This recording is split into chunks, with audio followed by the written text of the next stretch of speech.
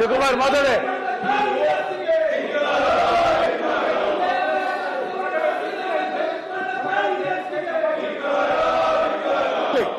ಅಲ್ಲಿ ಏನ್ ಬೇಕಾದ್ರೂ ಪ್ರತಿಭಟನೆ ಮಾಡ್ಲಿ. ಈ ಸದನ ಜನರ ಪ್ರತಿಭಟನೆ ಮಾಡೋದಕ್ಕೆ ನಮ್ದೇನಿಲ್ಲ. ಒಬ್ಬ ಮಹಾನ್ ವ್ಯಕ್ತಿ ಬಗ್ಗೆ ಮಾತಾಡುವಾಗ ಬಗ್ಗೆ ಮಾತಾಡುವಾಗ ಈ ತರ ದಯಮಾಡಿ ಒಂದು ಸಣ್ಣ ಸಮಾಜದಿಂದ ಬಂದು ಈ ಮಟ್ಟಿಗೆ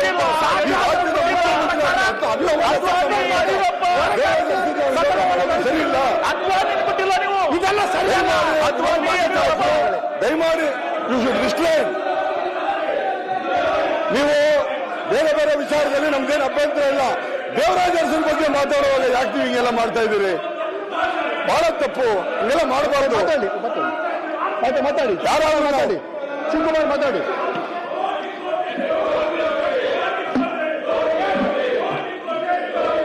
ಇದು ಕೆಲವು ಮುಖಂಡರಿಗೆ ದೇವದಾಸ್ ಅವರ ಭಾಷಣ ಮಾಡೋದು ಅವಕಾಶ ಮಾಡಿಕೊಡ್ತಿಲ್ಲ. ಇದೊಂದು ದುರ್ದೈವ. ದೇವದ ಮಹಾನ್ ಚೇತನ ಅವರ ಹುಟ್ಟು ಹಬ್ಬದ ದಿವಸ ಅವ್ರಿಗೆ ಗುಣಿಯಾಲ ಮಾಡೋದು ಕೂಡ ಕೆಲವರು ಆಗ್ತಾ ಇಲ್ಲ. ಇದೊಂದು ದುರಂತ ಇದು. ಮಾತಾಡಿ ಸಭಾಪತಿಗಳೇ,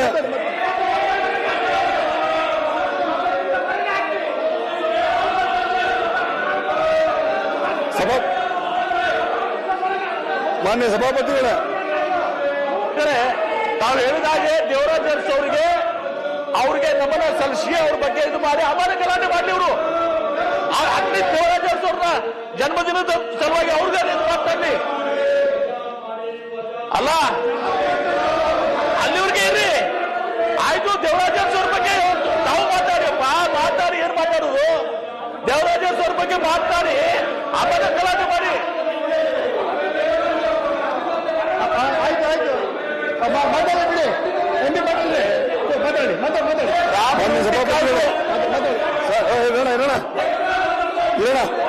ಆಯ್ತು, ರಾಮನ ಉಂಡಿನೂ ಬಿಟ್ಟಿಲ್ಲ ನೀವು.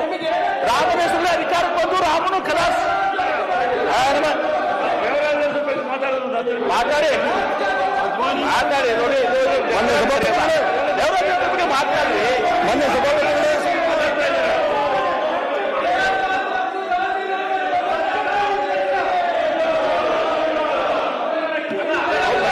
ದೇವರಾಜ ಅರಸು ಅವರು ಮುಖ್ಯಮಂತ್ರಿಗಳು ಆಗ್ಬೇಕಾಗಿದ್ರೆ ಕಾಂಗ್ರೆಸ್ ಮಾತಾಡಿ. ಕಾಂಗ್ರೆಸ್ ಪಕ್ಷನೇ ಅವಕಾಶ. ಇವತ್ತು ದೇವರಾಜ ಅರಸು ಅವರು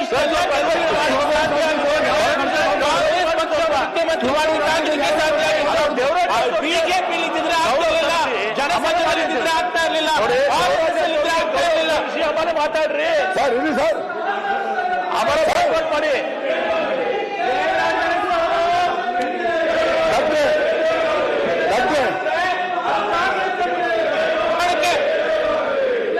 ಮಾನ್ಯ ಸಭಾಪತಿಗಳೇ, ಒಂದು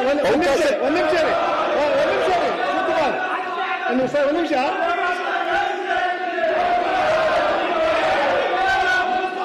ಗಾಂಧಿಗೆ ಜೈ, ದೇವರಾಜ ಅರಸುಗೆ ಜೈ, ನೆಹರೂಗೆ ಜೈ, ಪಟೇಲ್ಗೆ ಜೈ, ಹೋರಾಟಗಾರರಿಗೆ ಜೈ. ಯಾಕೆಂದ್ರೆ ನಾವು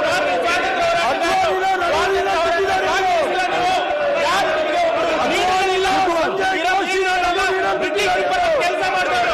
ಬಿಜೆಪಿ ಅಧಿಕಾರಕ್ಕೆ ಬರಕ್ಕಾಗದ ಅದ್ವಾನಿಗೆ ನೆರವಿನಲ್ಲಿ ಬಿಟ್ಟಿದ್ದಾರೆ. ಮಾರ್ಗದರ್ಶಕ ಮಂಡಳಿ ಕಳಿಸಿರೋದು ಅದ್ವಾನಿಗೆ.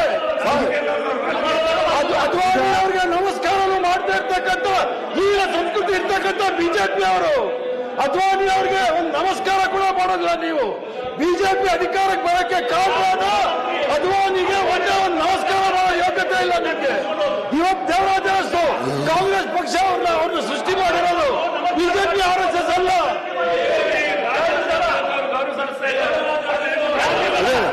ಸರ್, ಅವ್ರನ್ನ ಉತ್ತರ ಕೊಡ್ತೀನಿ ಬಿಡಿ. ಸರ್, ಅವ್ರನ್ನ ಉತ್ತರ ಕೊಡ್ತೀನಿ ಬಿಡಿ. ನಂಗೆ ಗೊತ್ತು ನಿಮಗೆ ನಾಚಿಕೆ ಇಲ್ಲ. ನಿಮಗೆ ಅವನಲ್ಲಿ ಯಡಿಯೂರಪ್ಪವ್ರಿಗೂ ಬಿಟ್ಟಿಲ್ಲ. ಅದ್ವಾನಿಗೆ ಬಿಟ್ಟಿಲ್ಲ.